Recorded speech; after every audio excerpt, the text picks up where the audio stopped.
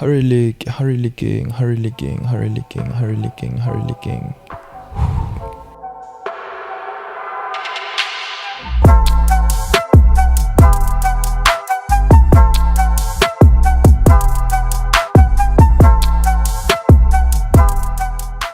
What's going on, people? Welcome back to the game for another video, another episode of Blues Unfiltered, where I get to give my opinion on just about anything really regarding the world of football. Today's topic: Chelsea's most improved players. Just going to highlight some of the players which were, either maybe pretty much average or just bad, who have raised their levels greatly from last season's, can be from seasons prior, ever since they got to the club. Actually, placement is going to be from good, can do better, to I really think like this one turned it around, like did a full 180. So without wasting any time, let's get to it. First, I have Mikhailo Modric. Last season he showed glimpses of brilliance. His skill set was always on display, and at times you weren't really sure, if he can actually utilize the skill, like if he actually just needs more guidance in order just to be able to play at the level that we know he can play. He had a couple of good games here and there, wasn't really consistent.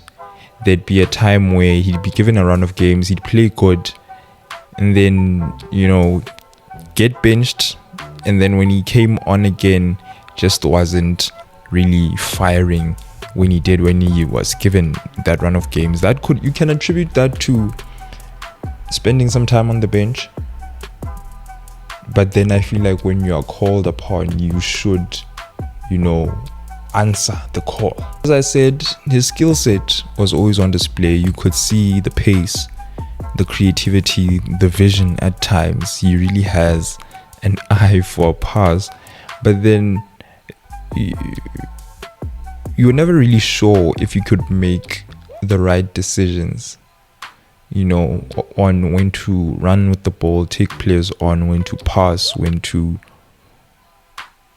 shoot.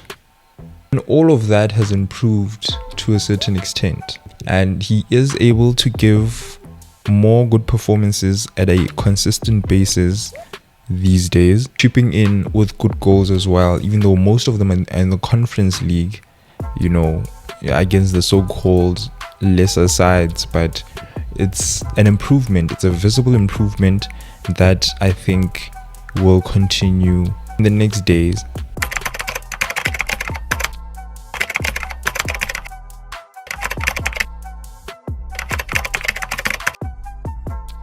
Another one I have on this list is Noni Madueke. When he made his debut, I was so moved because he was so confident and with such a willingness to take players on, to run at defenders. He looked a man with no fear. But then last season, he really started games, even though he has had several impactful moments in a Chelsea shirt, especially last season. You always get the sense that there is something missing. Goals were there, but then the volume was just so very little. Whenever you got on the pitch, you always get the feeling that something would happen. And when you put him next to Modric, you would imagine that currently, you'd put him a bit above, because he's improving at a much faster rate, you would say. This season we've seen him start, almost every game, chipped in with a lot of goals, chipped in with a hat-trick. At some point the goals did dry up, but then you would see that, whenever he came on, he would be very much effective for the team. He can still affect the game with his pace and skill. His work rate has improved greatly, even though he does have, some selfish tendencies, I think, were blown out of proportion. But you can see that him this season and him last season, there is progression. Next I have Nico Jackson. When Nicholas Jackson signed from Villarreal, we weren't really sure about him because we only started to know about him in the second half of the season prior to when we signed. He had went on a brilliant run, scoring a lot of goals for Villarreal, like a goal almost every game. Seeing him produce such, it had us very excited because we're thinking now, if he can do this now, when he gets here, he starts the season, he's going to maybe fire on all cylinders. In pre-season as well, when you saw the kinds of goals he was scoring, he was so confident. But then at the start of the season, it was shaky at best. You could see his ability. You could see that this man has great potential. His skill set was always on display. His hold-up play, his link-up play, his pace, his skill, his strength. But the finishing really left a lot to be desired. The volume of chances missed was just it was too much. In the end of the season, managed to produce a healthy return. Now this season, the mistakes are minimized. The volume of missed chances is minimized as well. He does miss chances, just at a much lesser rate.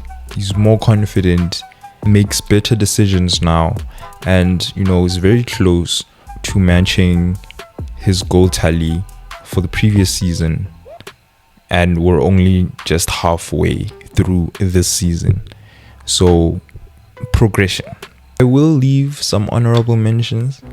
Enzo Fernandez being one. I think that deserves a full-length video on its own. Moises Caicedo as well. Not that he was bad initially, just had a nightmare debut, causing a penalty, but then fixed up right after. He has been one of the most consistent Chelsea players ever since he signed for the club. He's been one of our key players. He's been one of our best performers from game week 2, or the second game that he played. I think I might just make a full-length video on him as well. But the most improved, the one who I think has proved me and all of us wrong, has to be Marco Correa. Because at one point, the whole collective, the whole Chelsea collective, the fan base, we were contemplating a sale on whether or not we'd be fine with us parting ways with this man, because we just weren't sure whether or not he'd come good at Chelsea, because he was always full of mistakes.